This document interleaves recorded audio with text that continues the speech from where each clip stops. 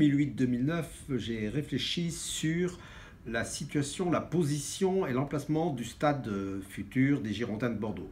J'ai proposé qu'il soit au nord de Bordeaux, sur un territoire qui était vaste et qui était bordé à son nord par une propriété de 40 hectares qui appartient à la ville et en même temps le jardin magnifique qui est ici et la plaine des sports. Ça permettait de faire un quartier qui soit en relation directe avec tout le quartier d'activité et qui aurait pu recevoir, en plus du stade, des espaces d'activité nocturnes ou de soirée avec boîte de nuit, macumba, cinéma Gaumont et autres activités ludiques, de sport, et en même temps 3000 logements, le tout étant entièrement autogéré et autonome en énergie et en évacuation, avec ici le positionnement d'un espace de phytorestauration.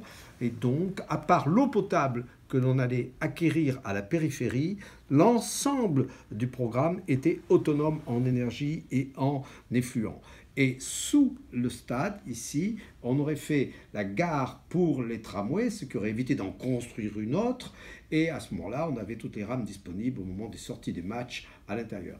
Là, on aurait trouvé les écoles et en même temps, Decathlon se serait déplacé pour venir s'installer ici et gérer la plaine des sports. Et à la fin, on aurait pu faire que, bien évidemment, le roi Merlin puisse s'installer là et faire un lieu de vente de tout matériaux et matériel écologique. L'ensemble aurait été traité avec la ferme ici, qui aurait été une ferme urbaine, où on aurait pu trouver du lait et des légumes en bio à proximité. Et cette population pouvait aller travailler dans tous les espaces d'activité qui lui sont mitoyens et qui auraient pu conserver de leurs espaces verts ou éventuellement se développer en mixant certaines autres activités qui auraient été complémentaires. Donc on avait ici le sport, des activités tertiaires et notamment l'université.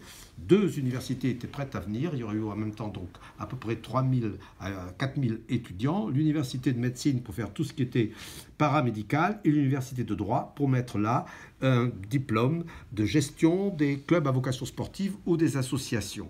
Donc ça aurait été un quartier multigénérationnel, multi-activité, complètement intégré au quartier qui lui est au sud et pour lequel il y a, semble-t-il, une recherche qui est en cours et en même temps un exemple pour la première fois d'un quartier important, biologique, écologique, autonome en énergie et en effluent.